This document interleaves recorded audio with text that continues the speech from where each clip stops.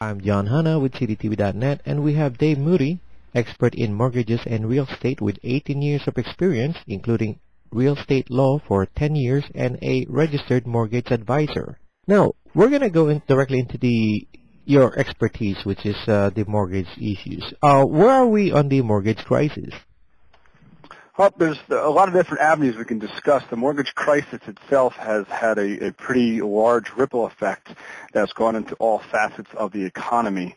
One of the things that it's done is it's really caused a rapid decline in real estate values nationwide, and many people who did not think they were going to be caught up in a crisis now find themselves snared in the same situation that has arisen from some of the a report of the subprime mortgage issues. With your 18 years of experience, have you seen anything like this?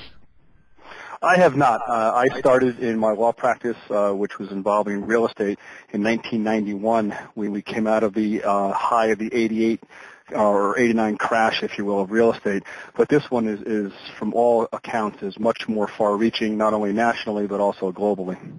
With what was happening in the way mortgages are being put out a couple of years ago, did you ever see any potential problems with it?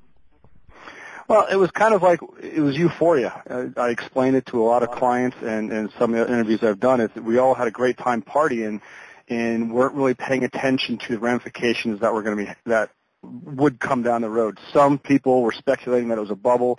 Some people were saying the sky is falling, but they were all deemed as naysayers, that it just kept going up. And, obviously it's come home to roost when we had people who were going under the no documentation loans, in essence buying a house, $30,000 a year income, buying a $500,000 home under the no doc scenario that they clearly couldn't afford.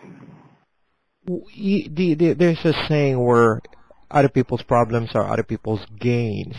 You mentioned to me before that there's some gains to be had here. Well, there's some great opportunities right now for those people who have money. The wealthy can, of course, do well in almost any market, but people who have been sitting on the sidelines waiting to buy when houses readjusted and or other investment opportunities, there's a phenomenal time right now. Real estate values, as we know, have come down, and I think they're going to continue down for about another 18 to 24 months before we eventually bottom out.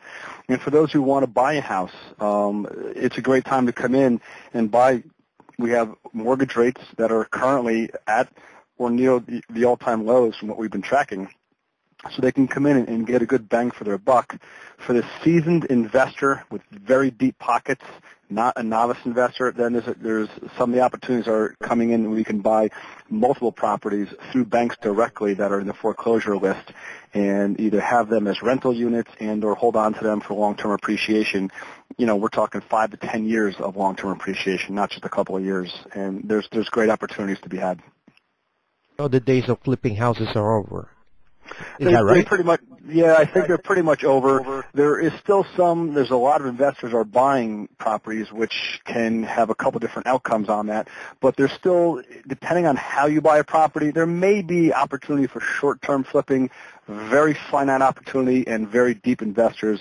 Those are people who have relationships with banks who can buy commercial paper for pennies on the dollar and then put it back on for maybe nickels on the dollar.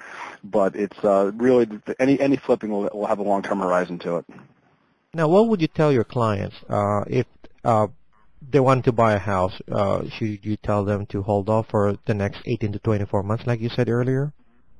It really depends on why they want to buy a house. If they've been waiting to buy a house for a while, they've been saving, they have no debt, they have good credit, then it may be a good time to buy a house if they don't act if they act rationally, not emotionally. If they take their time, find the home that they're looking for, they will pay a price that they think is good. Don't come in and bid 50% on what the house is asking for. That's unreasonable. But if they take their time and they plan on living in the house for 5+ years, then yes, I think they can still have good bargains to be had. Is it the ultimate bottom? No one knows that. We won't know that until several years have passed. So, the chances of it coming in, whether it's today or 2 years from today, and picking the bottom, it's really a tough thing to do. But if they have a time frame of 5+ years of owning and living in that home, then I think they'll be fine. Okay, we've touched on the buyers. Now, what about the sellers? What can you tell let's say you have a client who's selling a house? sellers is really get your head out of the clouds. There's a saying that I've been using for years for all parts of life, and it's called "the truth hurts." Sellers today still have an irrational opinion of what their homes are worth. Their homes are not worth what they were in 2005, 2006, or even September of 2008. It's really a fast-moving market, and your house is worth what a bank appraiser deems it worth today. Not what you think it is because you have a nicer kitchen or you have custom closets or you painted it nice colors. That is really irrelevant. The best way to price a home today is contact an appraiser, have them do a market evaluation of what your home is worth. They have no emotion involved in it, and it's just a cold, hard facts based on square footage, modernization of bathrooms and kitchens. There's no emotion from the seller, from blood, sweat, and tears, or financial emotion. Likewise, if you have a realtor give you a competitive market analysis, which is typically what most sellers will do, the realtor has an ego tied to that, not only a reputation, but they have an earnings ego as far as commissions are concerned. So they may also price a house more than it's worth. By going on too high, we'll have a house sit. If you price a house to sell on current market value, from an appraisal standpoint, houses are still selling within 30 days. Now, if you have the luxury of sitting on a house, if you don't want to sell right now, is that also a good advice to just sit on it and wait for the market to come back a little bit more? I mean, if you have the luxury of waiting for the market to come back a little bit. Sure, and there's different opinions, and I'm sure you can find an expert will contradict what I'm going to say right now. If your time horizon is 5+ years, then yes, it probably may not be the best thing to sell right now. If your time horizon is less than that and you think you want to sell, then you have to decide, has the market bottomed out or is it still going to decrease? I'm of the camp that it's going to decrease another 15 to 25% depending on the market that you're in. So if you think you need to sell 2 years from today, maybe today is a better time to sell than 2 years from now. Okay. Now, tell us about your book. Yeah, we have a book that came out in May of 2008 called Mortgages, What You Need to Know, Strategies to Take Control of Your Financial Future. It's a book just about educating the consumer, and a lot of professionals use it now as part of the practice as well, on how to better position yourself to get a better interest rate on a mortgage, define the right mortgage program that suits your needs, and then steps that you should do to repair credit, opt out of some of these trigger lists that people don't know about, and really position yourself to have the best mortgage possible. And where could they buy the book? They can go to Amazon and Google my name, Dave Muti, or the book itself, Mortgages, What You Need to Know, or they can also go to pocketguidepress.com and pick up a copy there. Excellent. Now, any other things you want to add?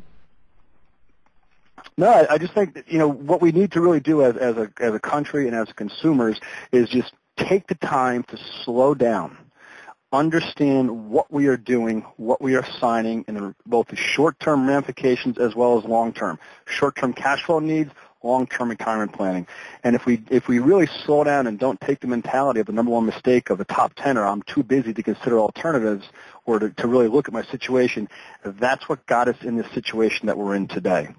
So if we slow down, dedicate the time to, in real estate, what's going to be most likely someone's largest expense and largest asset, and give it the due diligence that it requires, not a 5-minute decision over the phone or over the internet. And then we'll do better as an individual, and we'll do better as a country. Excellent. That's Dave Muti, expert in mortgages and real estate with 18 years of experience, including real estate law for 10 years and a registered mortgage advisor.